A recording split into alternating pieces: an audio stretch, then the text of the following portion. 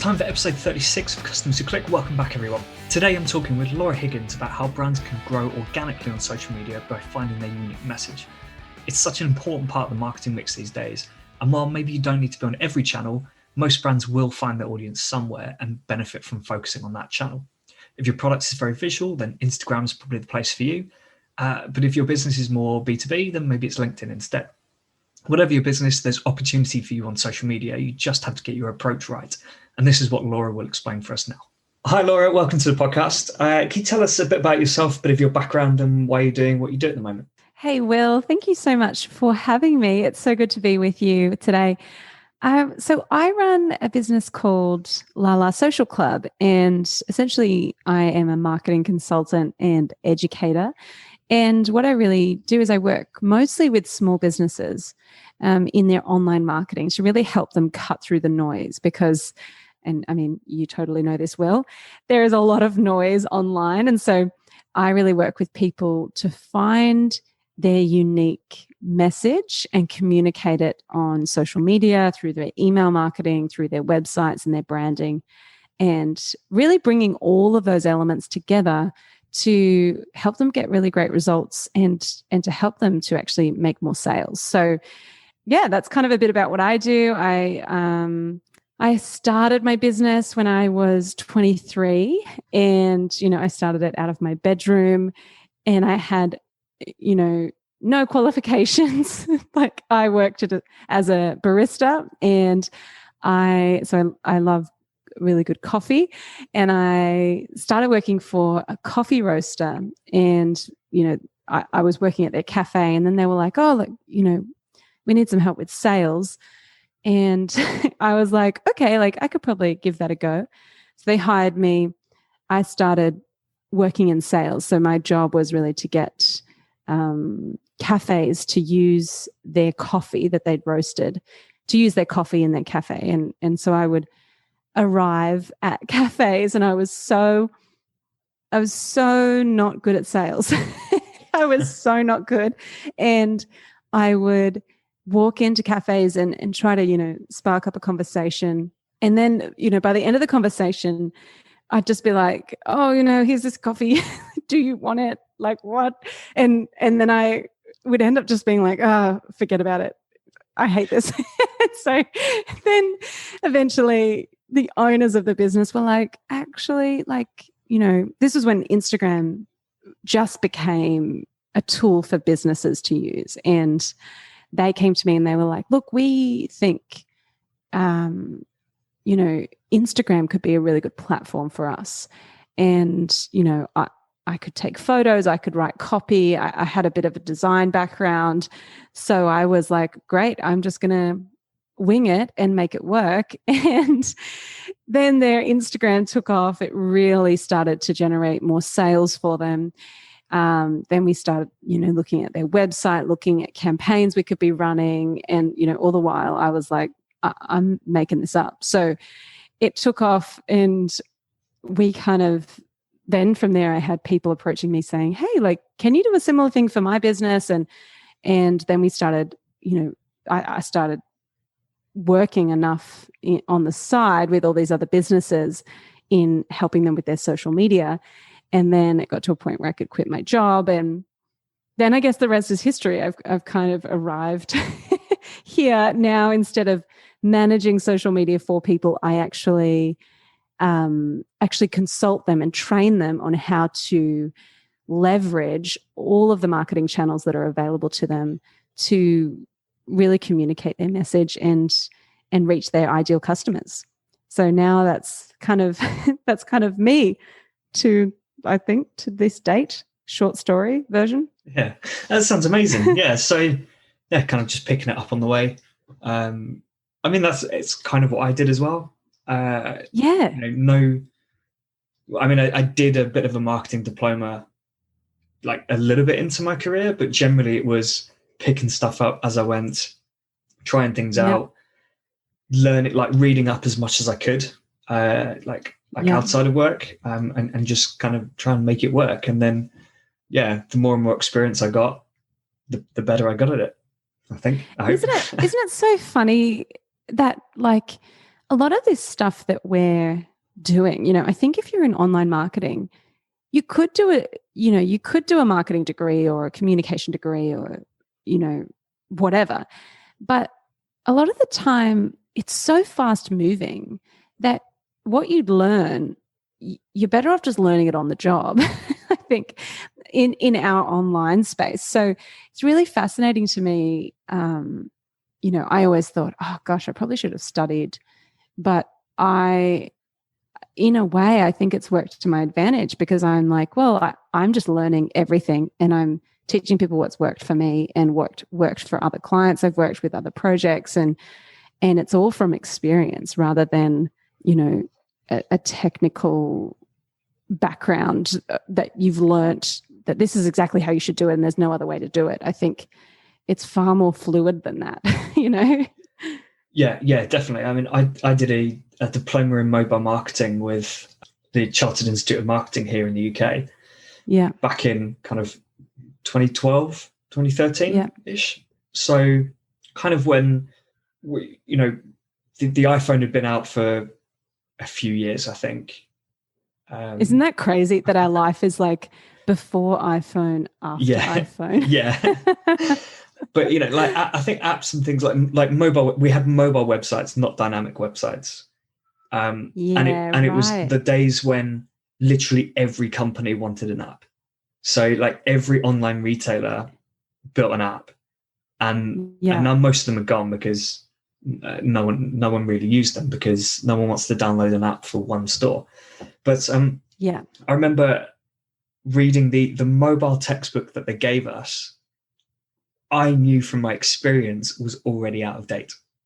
I already could point out things in that book that we'd moved on past because like it was such an early thing. So things were moving so quickly, which meant that, like anything that got written down and put into a textbook, by the time the textbook gets published, it's out of date.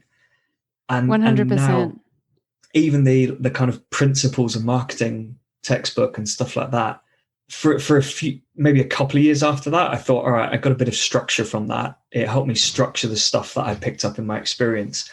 But now I couldn't really point to anything that I actually use from those days. I find crazy. Yeah, like even things like, I mean, some people would disagree on this, but like SWOT analysis and things like that, I've never really used them. I've never found them useful. Yes. Yeah. But yeah, anyway. It's so fascinating. Yeah. Let's talk a bit about organic social then. Why? Obviously, it's been around for years, so I don't want to make this too kind of simple. But why do brands like need to pay attention to it? I guess particularly smaller brands. Are there certain social platforms that you'd recommend? Yeah, I think I guess it's probably no secret that social media needs to be part of your marketing strategy. I think most people would recognize that. I think where people, go wrong is when they forget that social media, it was built predominantly as a social platform. It was built to see your friends' content. And, whenever Instagram in particular, whenever they release changes to the algorithm, they will often say, we never want you to miss your best friend's post.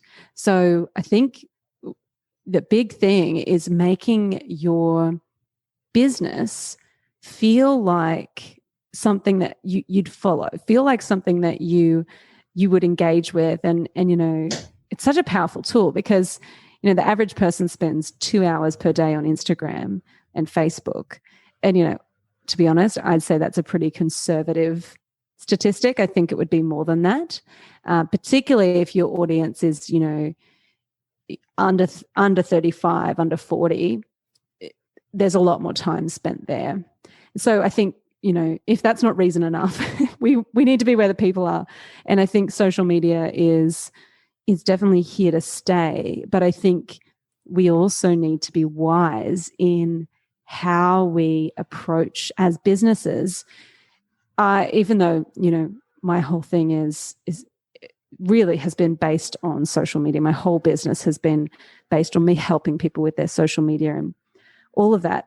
I am very much aware that we can't put all our eggs in the social media basket because, there's a big algorithm between us and our customer, us and our audience. So it's really important for us to be incorporating it into a broader strategy. I guess that's my disclaimer, because I do think it's important to actually go, okay, this is a component, and there's no point building this if the other parts of our marketing collateral aren't up to scratch. So if your landing page isn't converting, this is your whole thing. Hey, Will, if your landing page isn't converting, there's no point driving traffic to it from your social media, because it's just sending people to a dead end. So it's really about getting, the balance of all of these components, your email list, your paid ads, and your website, and your branding, and your copywriting. All of those things, are equally as important as your approach to organic social as well. I think, they can't really exist in silos. They all build your brand and your business. So I think it's really important. And in terms of channels that I'd recommend, I'm a huge believer in marketing on Instagram. I'm actually a huge believer in marketing where your people are. So if your people are on LinkedIn, then hang out on LinkedIn. If your people are on Instagram or Facebook, then that's where you need to be. I think, you don't need to spread yourself too thin. You can actually go, okay, we're not going to be everywhere. If you don't want to do TikTok or Snapchat or any of those things, don't do it. Stick with what you can commit to. And the reason I love Instagram is, I'm kind of waiting for Instagram to overtake TikTok. I kind of feel like they're releasing new features with the goal of, essentially crushing TikTok. I think that's in their agenda. So I really think what I love about Instagram is that it's quite diverse. There's lots of content avenues. You can, there's Instagram Shop, there's Instagram Reels, Instagram TV. Then you've also got the feed, and you've got stories. There's a lot of diversity in that platform. So I love Instagram for that reason. Yeah, it'll be interesting to see what happens with kind of TikTok versus Instagram, because no one I know uses Snap anymore. Yeah, no. Pretty much because Instagram just, basically copied the functionality. 100%. And if you can do Instagram and Snap on the same app, surely you'd just stay in one place rather than having two different apps for it. I do think maybe TikTok's a little different, because I think from what I hear, the audience is a bit different.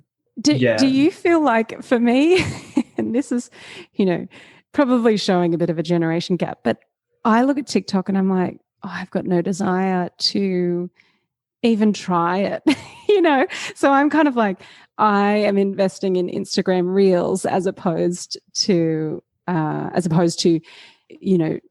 of trying to drive something on TikTok. But that's probably just my personality. I'm kind of like, I know for me as a small business owner, I need to just invest into that channel, and also actually I'm spending a bit of time on Pinterest as well, which is a totally different ball game. It's very different it's not even really a social media platform. It's actually a search engine. So it's really quite different, and it's really a good, driver of traffic to your website, which Instagram and Facebook aren't built for that. They're built to keep people on the platform, whereas Pinterest is built to drive traffic, to websites. So I'm kind of, spending my time in Instagram and also in Pinterest as well.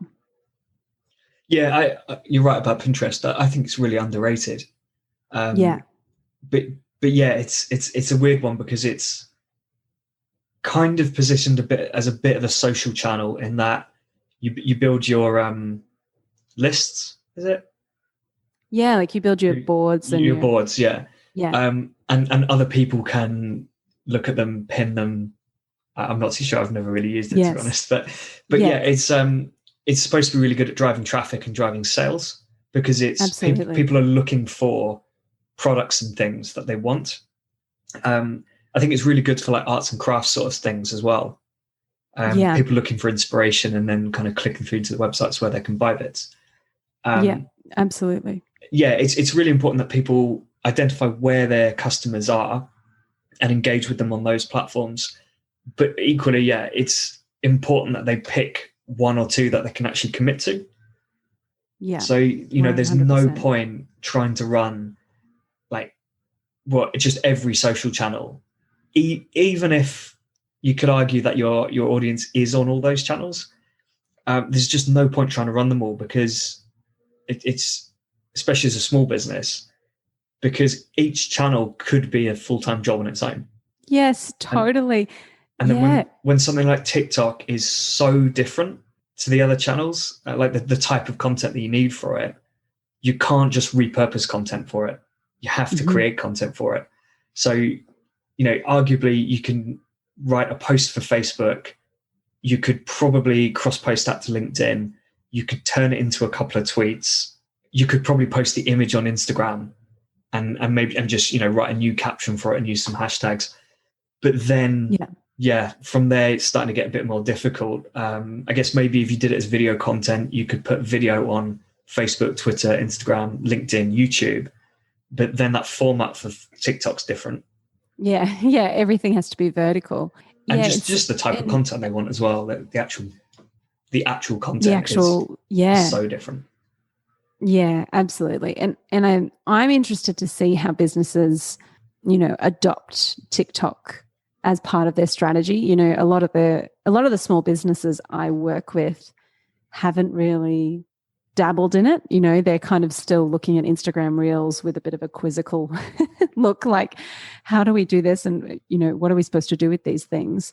So I think it's, if you're a creator or if you're a personal brand, then maybe it's a different story. But I do think if you're a small business, I'm all about, the path of least resistance and going, okay, where do my customer hang out?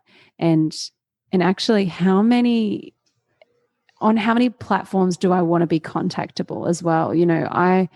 I find it really, keeping up with all the messages, requests, and all those things across all of the different social platforms. That's also a lot too, because people expect a response quite quickly. And so there's also managing that. I think people can spread themselves too thin, especially, in small business or in startup land. So, yeah. Yeah, exactly. Spread yourself thin. You can't respond to incoming tweets or messages that quickly. And also, if you do start to focus less on certain channels, the people who do visit you on those channels, it becomes very, very obvious too. So if you're only tweeting once, like every couple of days, people notice that. They notice you're not very active, and it kind of affects their vision of your brand, really. If they're not an Instagram user, but you're posting every day on Instagram and you get loads of engagement and stuff, the people on Twitter don't see that. Totally. It might even be better just to kind of claim your account on Twitter and just, I don't know, maybe just put a post up saying, not really active on here. If you're looking for our brand, best place is Instagram or something like that. Just be kind of honest about it, but take the opportunity that people might be searching for you there. Yeah, absolutely. I think that's a really good point, because you just don't want to be misrepresented either. And the worst thing is when people contact you and you're like, whoa, I don't even check this platform, and it's taken me a week to respond, or those types of things. And also a lot of the algorithms, they favor people who are quite active on the platform. So I know with Instagram, it's not just about you posting and getting engagement on your post. It's actually about you engaging with other people on Instagram, other profiles, other brands, other businesses, and, commenting on their posts and engaging and responding to people's comments on yours, and, responding to people's stories. It's really about, how much you contribute to the overall platform. So if you're across too many, it really becomes quite hard for you to maintain that long term. Yeah, definitely. I mean, just for my business, I'm very active on LinkedIn, but that's about it. I want to try Twitter a bit more for the business, but just trying to carve out the time, because I want to make sure I do it properly. It's really easy for me to just schedule up some posts, but if that's all I do, it's not going to get anywhere. Yeah, totally.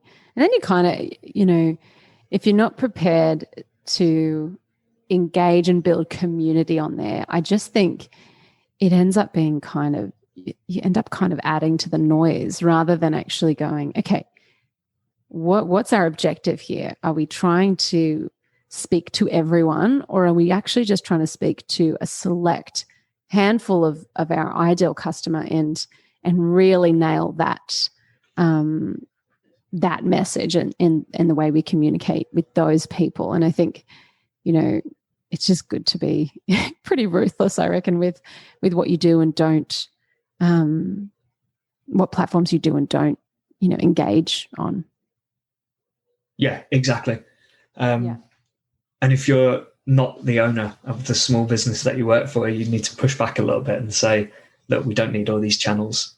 Let's do one. Let's really nail this one, and then maybe we look at one other.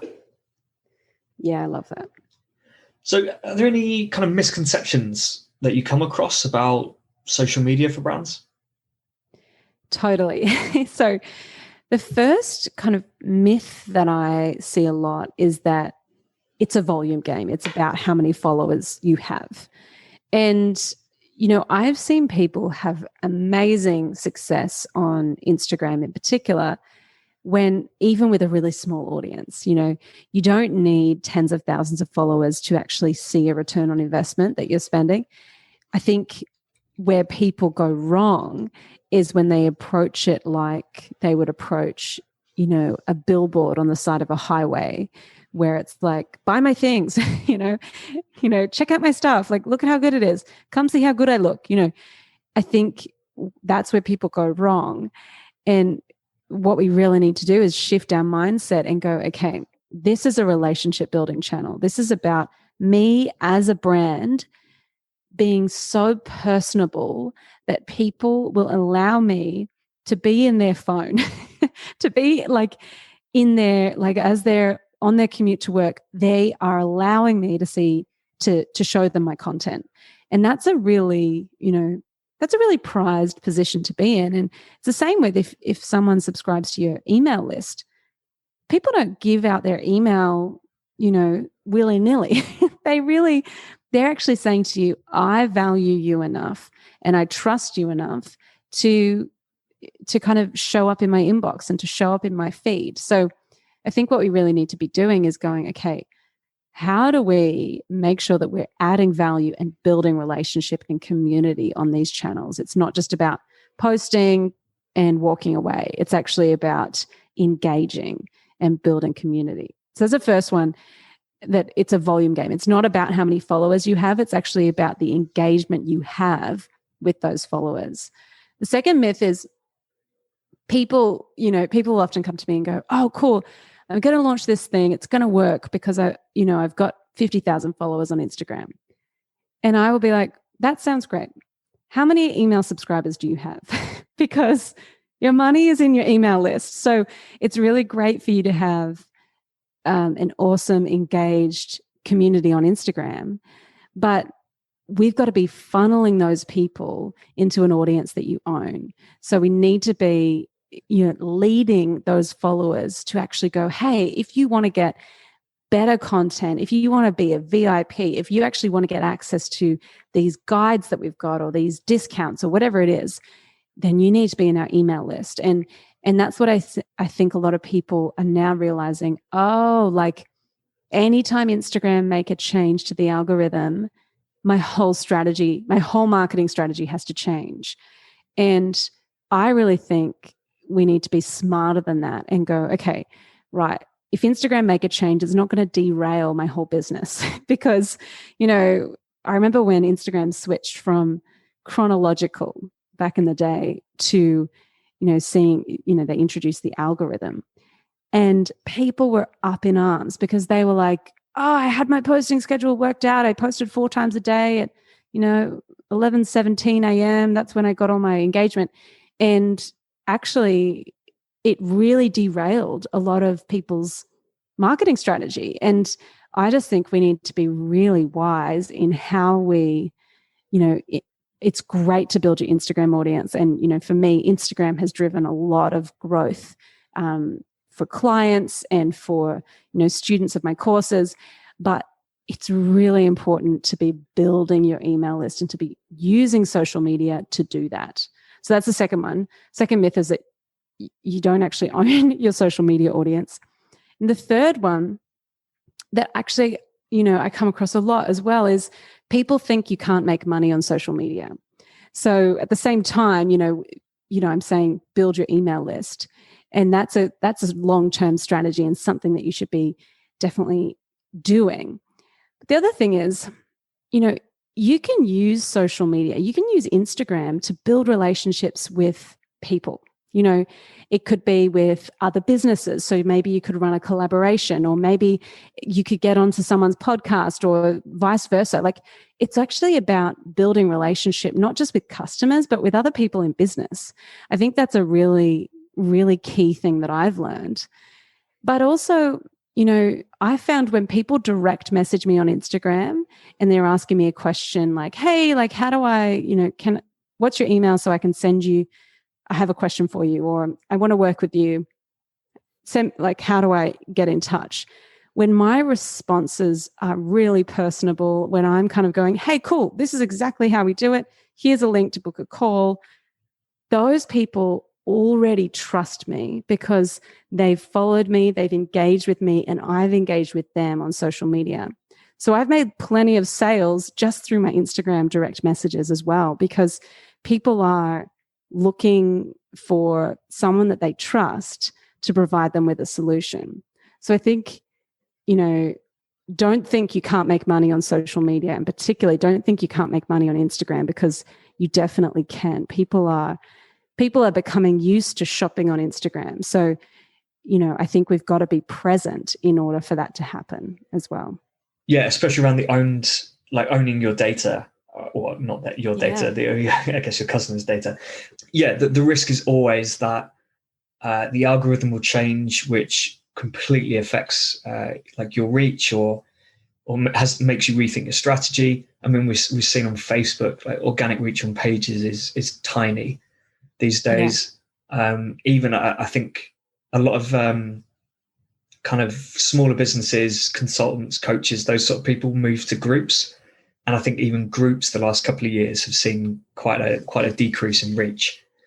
Because obviously Facebook sees this, I guess initially they thought groups were for, groups of friends to organize meeting up or playing football or something.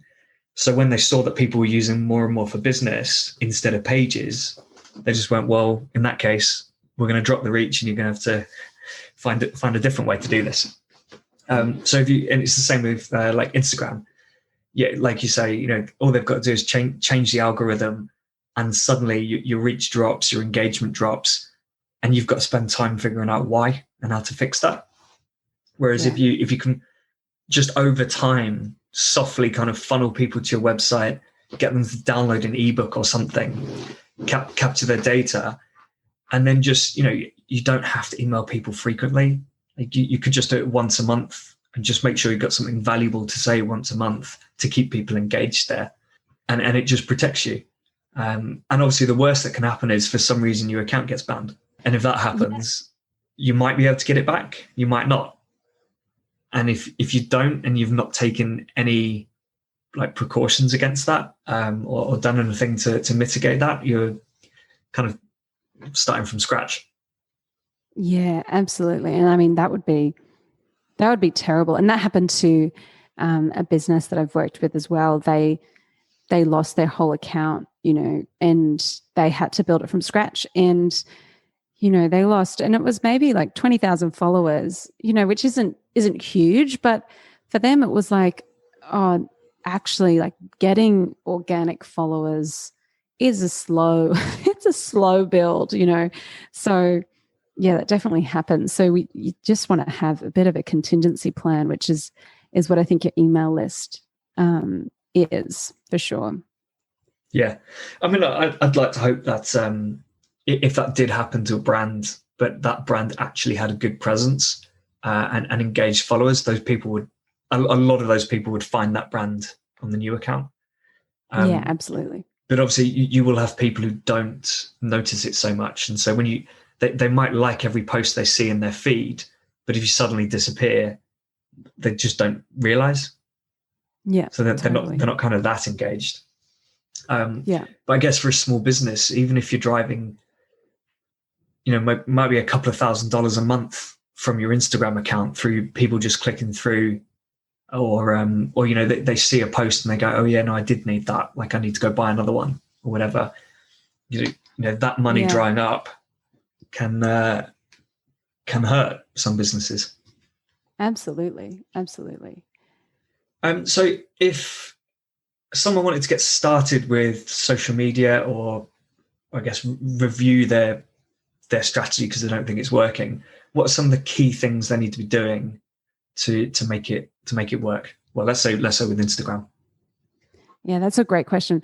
I think, first and foremost, I think you need to be malleable in your approach. So I think you need to be able to have room to respond when or to adopt new features. Because Instagram are investing, what I've learned is when Instagram invests a lot of money into developing a new feature. So IGTV, when that launched, what happened was no one was using it.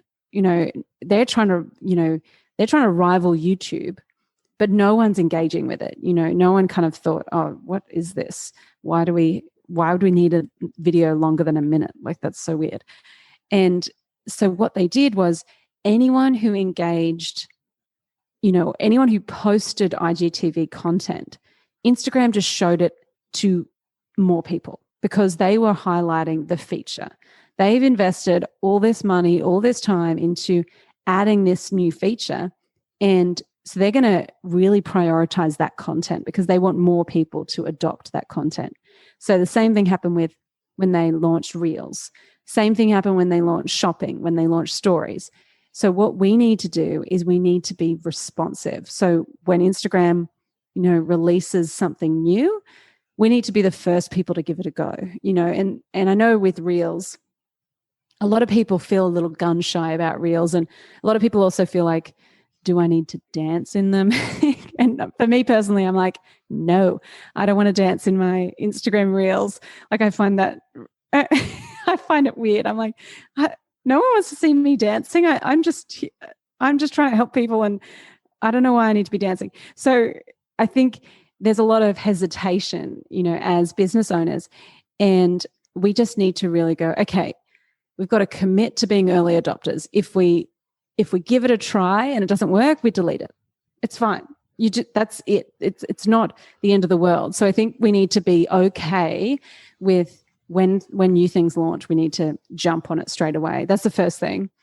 I think the second thing is to really succeed on social media, you need to have a clear content strategy. You really can't be ad hoc, just going, oh, cool, I'm just going to post this here and hope for the best.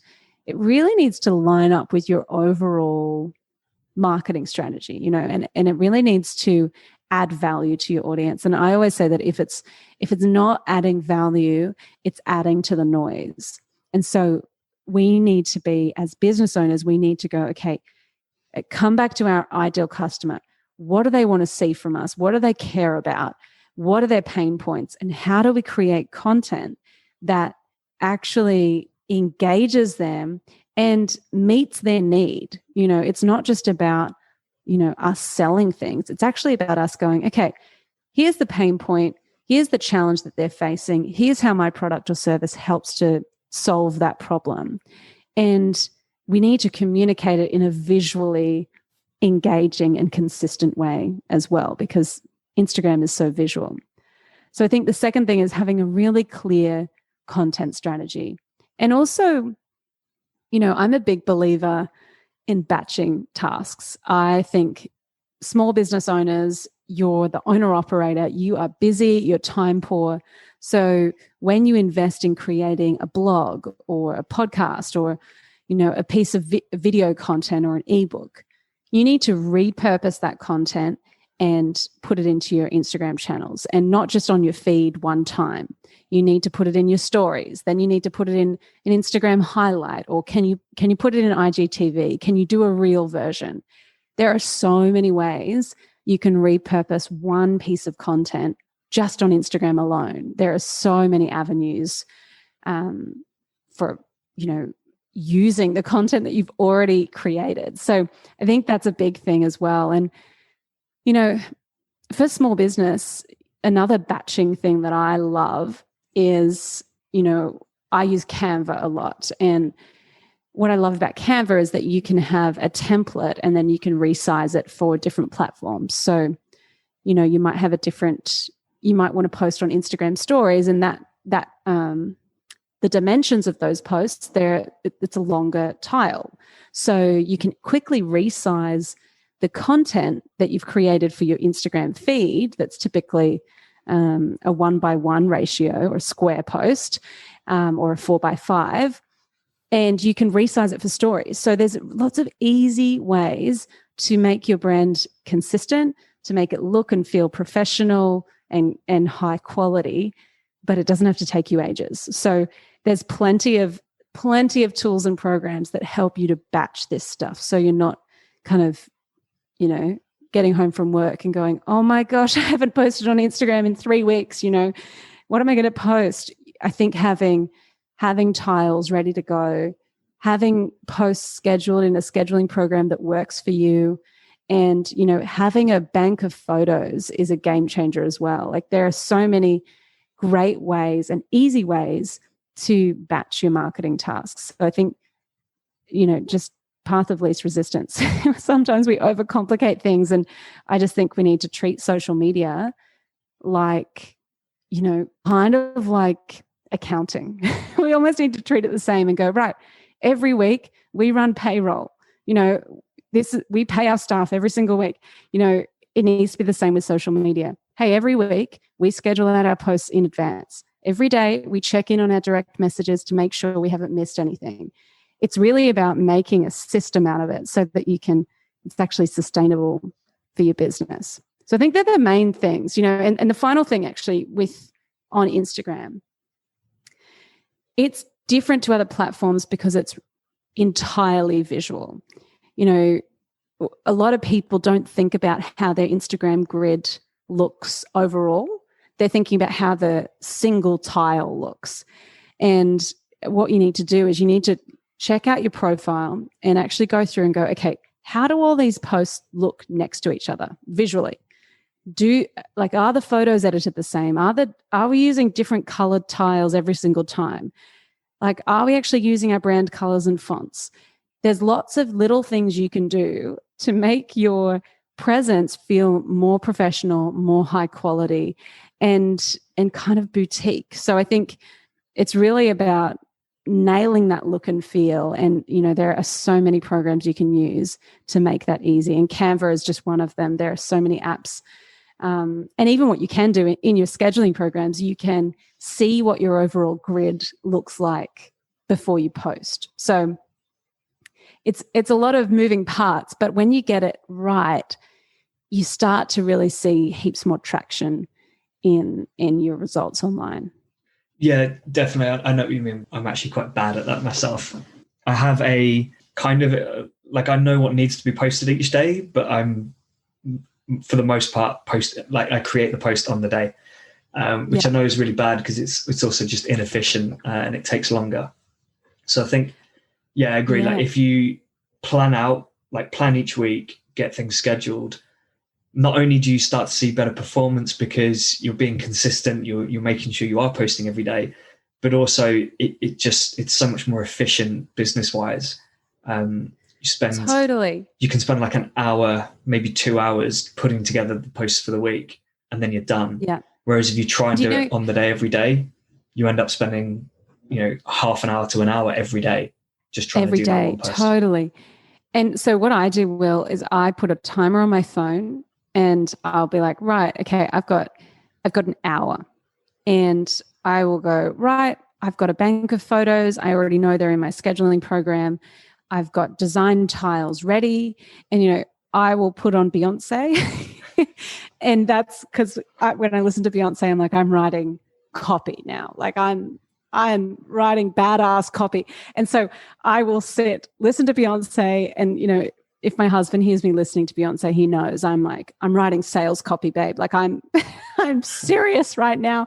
So you've got to find what works for you, but it's just getting it into the rhythm of your week. I think that's the big thing. And when you're busy, often the things that actually you need to do are, not urgent, but they're important. And I think social media and creating high quality content is important. And it's something that we definitely need to invest the time into, for sure. Yeah, I think it's worth mentioning that it does take time as well to see the results. Yeah, totally. You might start to see followers and get some engagement with posts, which is great. It's good to see. It's one of those, I guess, like secondary KPIs that makes you go, yeah, okay, this is kind of working. People are engaging, but it does take a bit of time to see like the ROI on it. It took me probably the best part of a year. Yeah. 10 months posting almost daily on LinkedIn, to actually start seeing people messaging me about work and saying because they've seen these posts. Yeah. And work's coming through other ways, so it's been fine. But on social media, yeah, it's taken quite a while. But now I've got people quite frequently just dropping me a message saying, either just acknowledging they've seen the post and saying, it's great, just wanted to say keep it up, or people will say get in touch with work, and then when we have a quick call, they say, yeah, I've seen the content you put out. You obviously know what you're talking about, so I wanted to get in touch. And that is so good, because what you're doing is you're building trust with these people who are watching. I think sometimes we forget, people see what we put out there, and maybe the sales don't flood in straight away, but if you're present, and also for you, establishing your business, that's so powerful, because it means that you're becoming known for what you do. And that takes so much time. And so the fact that people are reaching out to you now going, oh, cool, I can see that I trust you because I've been watching your content. That's just so cool, because, it takes people so many times to see your content before they even register. What is it that they actually do again? It takes a lot of time for people to actually go, oh, okay, I get it now. I get what you do. So that's such a testament to you, that your content has resonated with people. That's awesome. Yeah, exactly. And actually, just one more thing to note on that. I reckon 99% of the time, the people who have reached out to me to have a chat haven't interacted with the posts at any point. So they've never liked or commented on a post, or as far as I've noticed. And they're the ones who get in touch, whereas the ones who do comment, share, they do that consistently, but they're never the ones that get in touch. Yeah, that's so fascinating. There's people always watching. Yeah. So I guess kind of on the flip side of that question then, what are the mistakes people make? I suppose apart from not having a strategy and maybe spreading themselves too thin, what are some of the other big or common mistakes people make? I think where people go wrong is when they forget, it's a social platform. It's about relationship building. I think when people forget it's about the customer, also I think it's when people forget why the customer would be engaging with their content. When I'm on Instagram, I'm not looking for something to buy. I'm just looking at nice things. I'm looking at brands that I like. I'm looking at my friends and what they're doing. I'm looking at musicians, artists, whatever. I'm not looking to buy something. I'm not necessarily on there looking for a solution to a problem.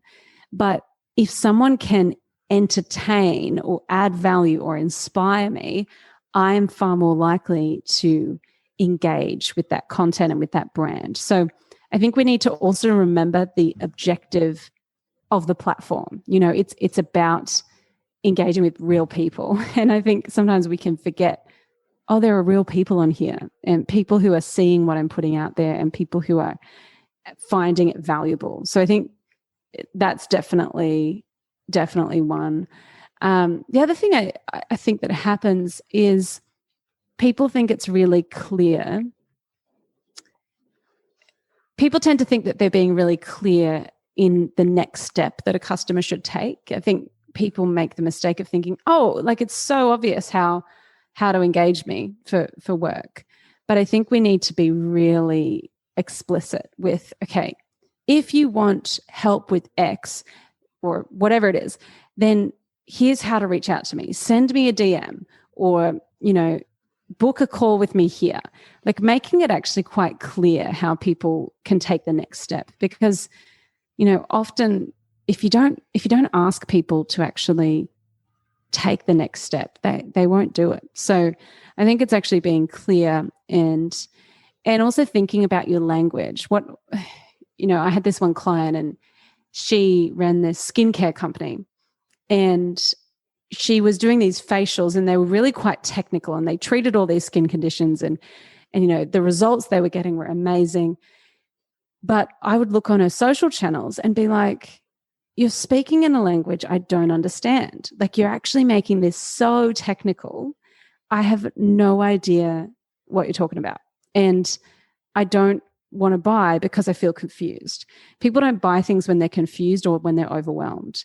So if we can make it really simple, really clear, and make it the next step really easy for someone to take, then I think we're going to get way better results on social media in particular. And for her, when she changed, this skincare clinic, when she changed her approach to Instagram, she is now like, I get new clients on Instagram. That's where she gets new clients. She is like, Instagram has changed my whole business, because now that I understand how much look and feel plays into it, how much my copywriting and my language plays into it, how much the design of the tiles plays into it, and, the content strategy.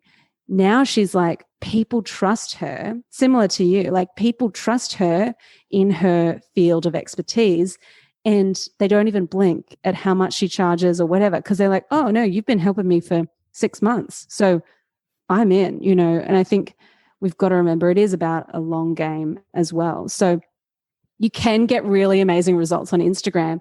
It's just about having all those moving parts, really working together nicely, and having a game plan for it. Yeah, definitely. On the telling people what the next steps are, it's something I come across on websites as well. The amount of e-commerce websites where you'll go to a kind of a category page to see, like a list of products, and lots of sites don't put call to actions there. So they will have a list of products, and it's just kind of boxes of images. Sometimes there's not a box. There'll be, obviously the box is there technically, but there'll be, rows of images, and each image will have the name of the product underneath it, the price underneath it, and then there's the next product. And so many times people say to me, oh yeah, but we don't need a call to action there because everyone knows you just click the product. And yet, even though, yes, people are kind of used to that and people know you should do that, adding that button which says view more or add to basket or quick buy or something, it improves the interaction by like huge amounts. Just by adding, you're basically adding like a little command. So it's not just the fact that people aren't realizing they can do that. It's by giving that little command, people are going, oh yeah, okay, I will do that. Totally. And you must see that all the time, hey, where people think, oh yeah, it's really easy for people to buy from me. And then you're like, where do I buy? Like, make it easier, I find I'm always like, no, not clear enough. Like, no, make it clearer. Yeah. Make it easy. Like, I want to give you my money. Make it easy, Yeah, and just similarly on the actual product pages for products, quite often you'll get a ghost button. So a button that's just got an outline. It's like a white button on a white background, and all it's got is the black border and black text saying buy now or something. And again, people say, oh yeah, but everyone expects there to be a buy now button like in that space. It's like, well, yeah, but why not just make it obvious for people? Why not make it like a bright orange button on your page, which really stands out and makes people go, oh yeah, cool, there it is, I'll click that.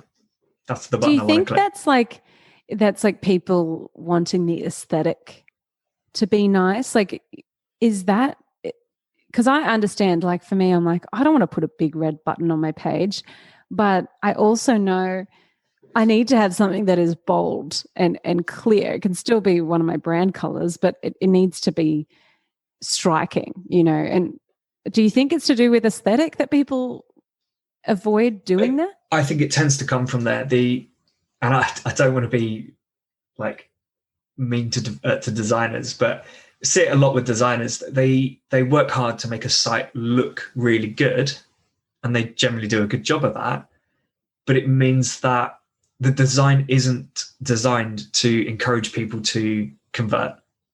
The design is there to make the site look pretty and be on brand, and for everyone to go, oh wow, what a nice looking site. But actually, it does need some of those elements that designers might find a little bit offensive to get people to click. And you can keep things on brand by just having a similar style. Like, all right, and a bright orange button might not work for everyone. It doesn't have to be orange. But as long as the style of the color is the same as the other colors on your page. So if you use like flat colors, make sure it's a flat color. If you use kind of pastel-y colors, make sure it's like the call to action fits that. And it works. There are sites out there which, from that point of view, kind of look a bit horrible because they've got these bright call to actions.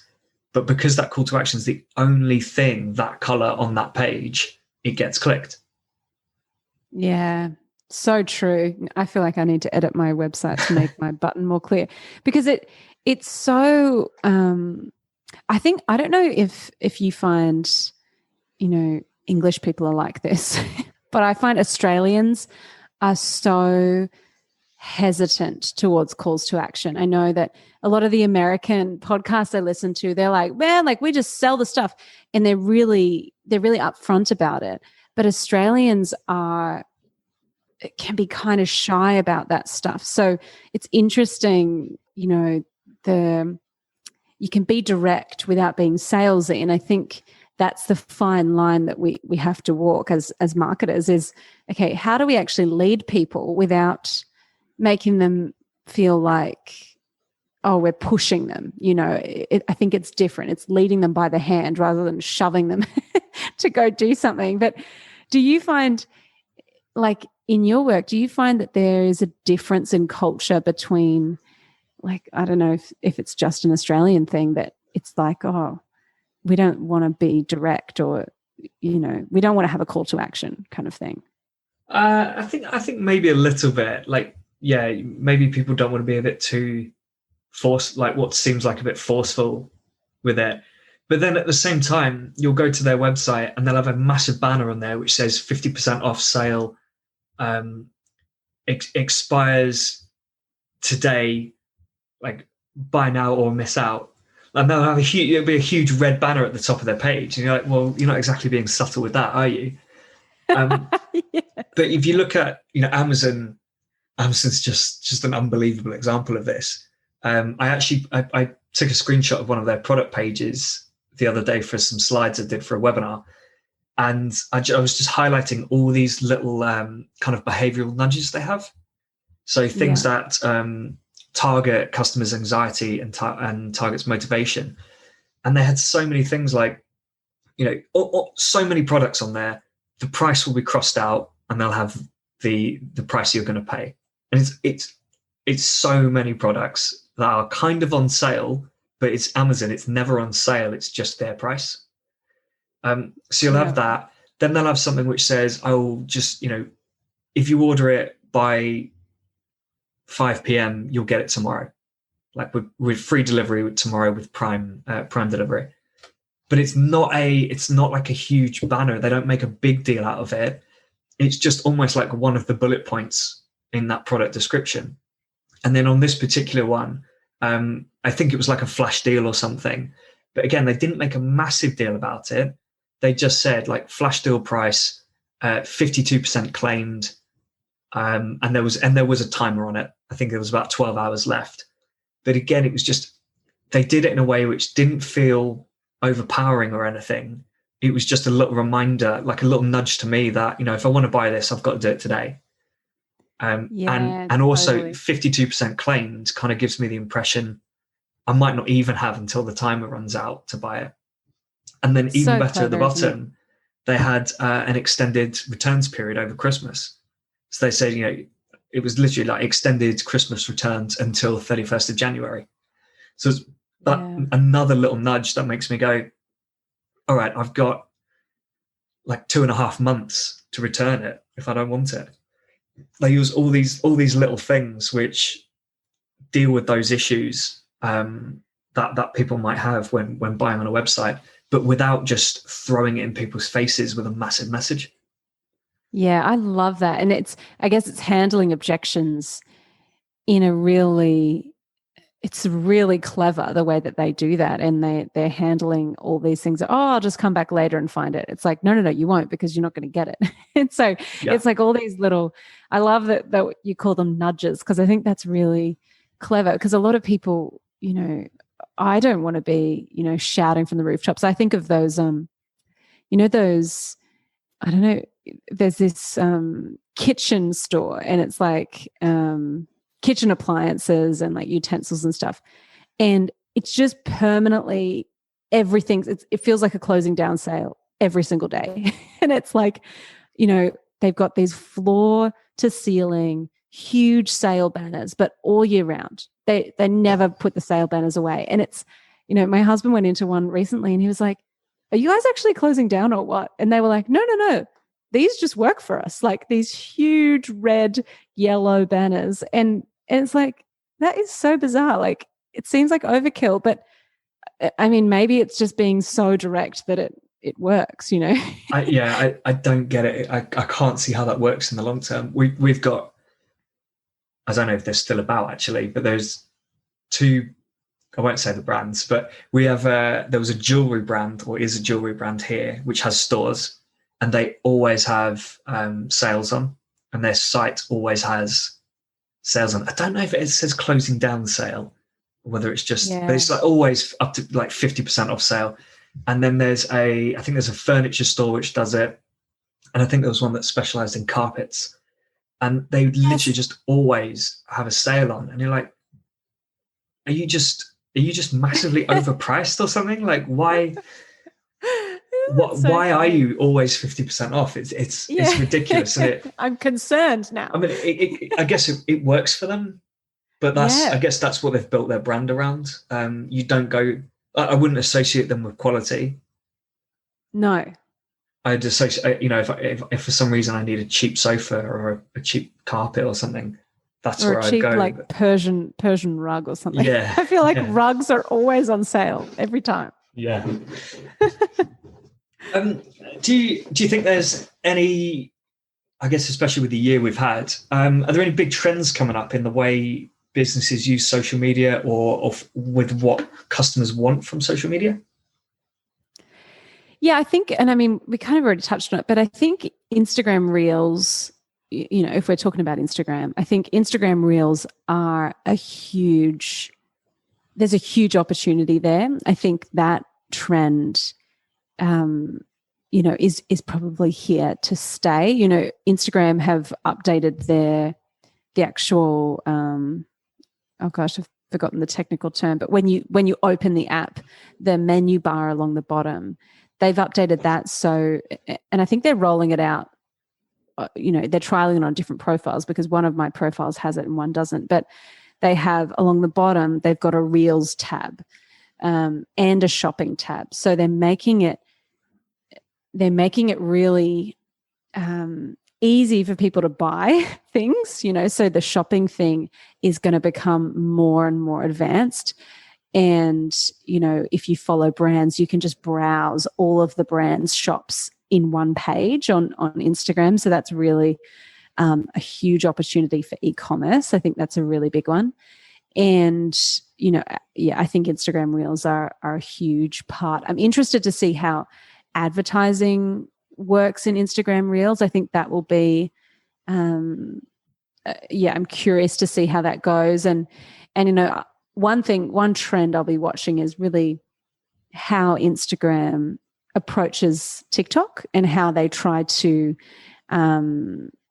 compete with TikTok. And I think that will be a good one to kind of keep watching. So, and as I said before, I think another channel that is interesting to be looking at is Pinterest for the search engine capability. People are looking for a solution to a problem when they're on Pinterest. They're looking for inspiration for a home reno, or they're looking for, brand like identity ideas and things like that. So I think, if your brand works in with some of those big things that people search for on Pinterest, then that's definitely something for our business, that's what we're going to be investing some money in ads on Pinterest as well.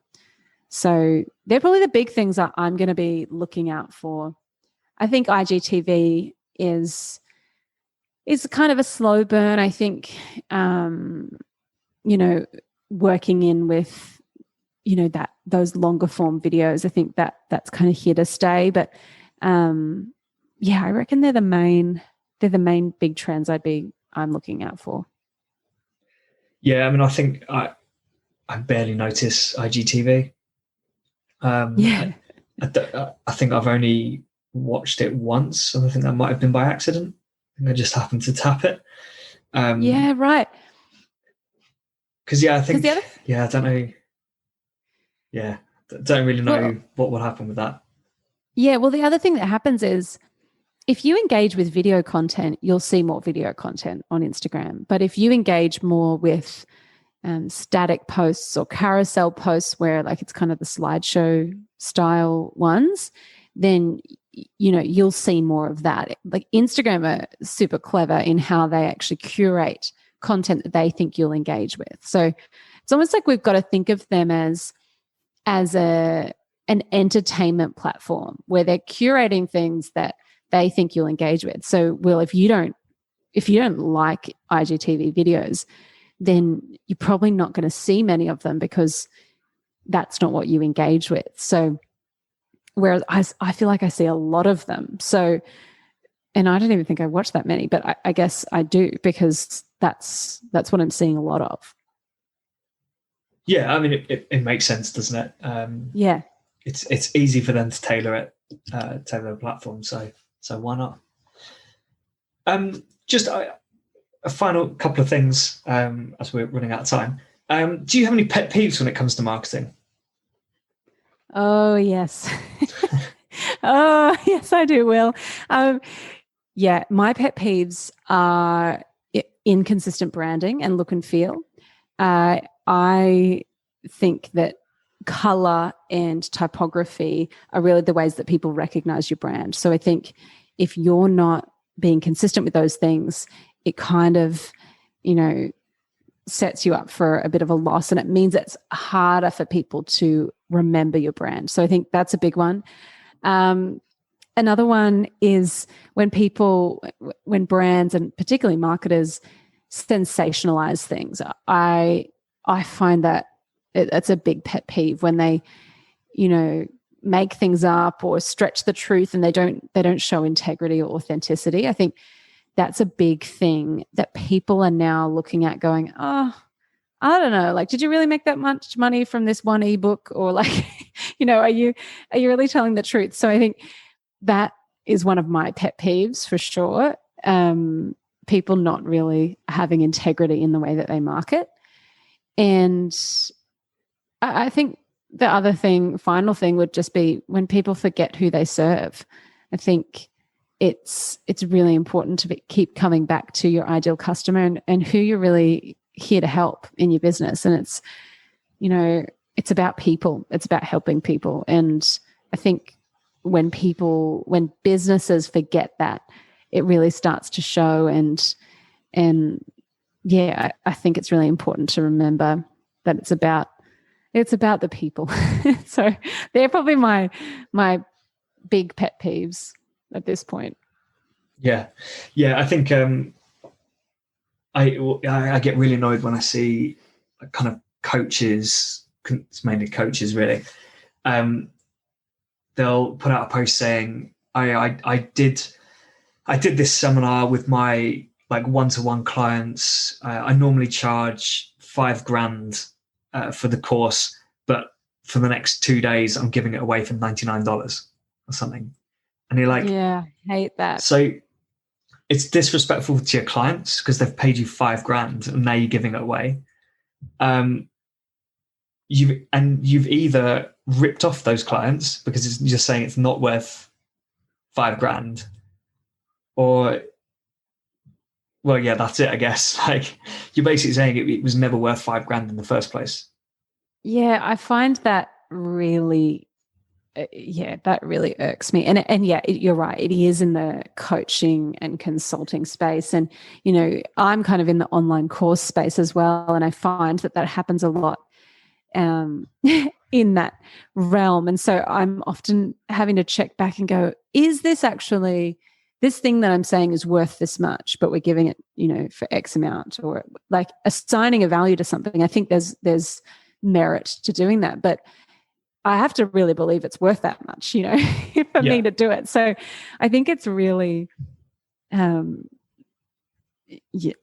think that there'll be people and coaches who, don't deliver what they promise. And I just don't think that's a really a good way to run your business. So I think it's a very interesting time where anyone can be an expert in anything. And I think it's fraught with potential problems if people aren't staying humble and staying, honest, so it's a very interesting time. Yeah. And so just finally, do you think there's a particular like underrated aspect to marketing at the moment? Yeah, I think, I reckon the underrated thing is making it fun. I think people forget that, people want to experience joy and people want to laugh at things. And when I find people taking it too seriously or, forgetting to, obviously it depends on your brand and your business. If you're talking about a, heavy issue, then you can't make that fun. But I think, for some brands, it's like, oh, you could probably show your personality a little more. You could probably be a little more real. You don't have to share your deepest, darkest secrets, but you can probably have a bit more fun with it. So that's my personal approach. I'm trying to keep things pretty, I'm trying to not take things too seriously and trying to go, okay, well, we're winging it and we're making it up as we go. And if it worked, like some things we do that really work really well, and other things we adapt and go, okay, well, we learned from that. Let's go in a different direction. And I think, I just think in online marketing, we are all learning, and yes, we can have expertise and authority in an area, but I think we're all learning, and it's really important to stay a learner in this whole industry that we're in, because things are changing all the time. And I think it's really important to keep things in perspective as well. I think that's a big thing too. Yeah, definitely. I think, it's nice to, have fun with marketing. It's kind of, like part of the reason I got into it, I guess. I just saw it as more interesting, more fun and engaging. Obviously I've ended up going down a slightly different route with the area of marketing I work in. but you can still, I guess there are still some fun things you can do. But it's just a lot of what I do is, I guess, quite functional now, because it's website optimization. Yeah, but you can put fun into functional. You know that, yeah. Will? Yeah. It's you can do that. It's a bit of fun in the right brand. Sometimes totally. For it. Sometimes if the brand itself doesn't allow for much, then it gets quite difficult. But cool. This has been absolutely fantastic stuff. Really love it. I've been terrible at social. I'm not a massive social media user, so it's really interesting hearing from someone who is and who knows how to do it. So thank you. If people want to get in touch or find out more, what's the best way of doing that? Oh yes, so follow me on Instagram. It's lalasocialclub.co. So it's LALA socialclub.co. And, send me a DM. I'm always keen to chat. And also what we have is, and I'm not sure if you'll put this in the show notes, Will, but we've just launched this new weekly video series where what we're doing is we're sending, if you sign up, we're sending you an express business tip, essentially. So every week you'll get expert business advice in 5 minutes or less. So it's all about sales, marketing, course creation, social media, email marketing, all of the things. And they're all delivered in 5 minutes or less. So that's a freebie. If you wanted to kind of have a little pep talk every week from me, then you can sign up for that. And it's just mymarketingplaybook.com/express business tips. And you can get those straight away. So but thank you so much for having me, Will. It's such a pleasure to be on your show. And thank you to you all for listening. It's great to be with you guys. All right. Thank you so much. One of the most important things to remember is that social media was originally about social media, being social. People like to visit their social media accounts to escape a bit, to see what their friends are up to get inspiration for their next trip, recipe, DIY project. So if your brand interrupts that with a very salesy message, it's not likely to do very well. But if they view it in the same way as they would a friend's post, they're much more likely to engage and build up a relationship with your brand. Just remember that you don't own your audience on social media. So no matter how well you do there, how many followers you get and how engaged they are with you, you've got to be driving people to your email list. That's absolutely crucial. Get them in through competitions, content downloads, quizzes. Just make sure you get them onto a list that you actually own and won't be affected by algorithm changes. If you'd like to speak to Laura, just find her on LinkedIn or head over to lalasocialclub.co. Any other questions, feedback, guest requests, anything like that, if you want to have a chat, just email will@customerswhoclick.com. Next up, I've got Ollie Bridge with me. We're going to talk about personalization and going that extra mile to delight your customers. But until then, keep those customers clicking.